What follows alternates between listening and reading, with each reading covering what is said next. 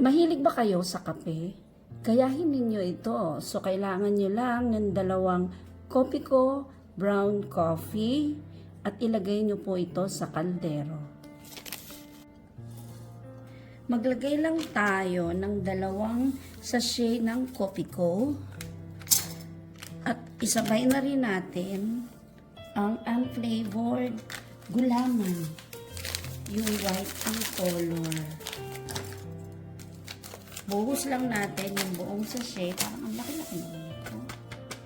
At maglagay tayo ng 3 cups of water. Pagkatapos, maglagay tayo ng kalahating half can ng condensed milk. Sarap. At ilagay lang natin siya sa kalan at haluin lang natin, hintayin natin siyang kumulo. Ayan. Mukha na siyang masarap. Well, ang tawag nga pala dito ay coffee blend. Amoy kape. So, kung gusto nyo uminom ng kape at mag-dessert, ay gawin nyo na ito. Ayan, isinaling ko na siya sa isang lalagyan.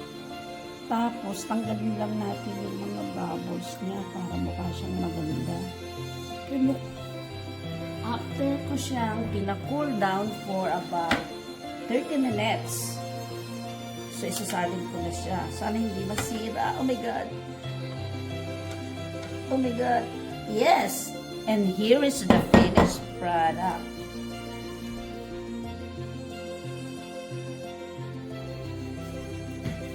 I have a Nesquik here, so ilagay natin para maganda yung itsura niya.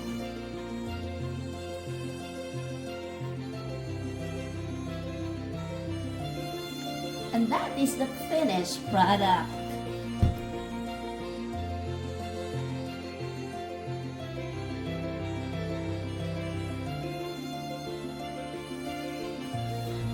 So, mga kamali, tingnan na po natin para malaman po natin ang lasa.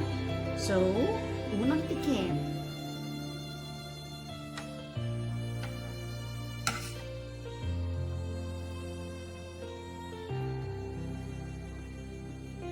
Masarap.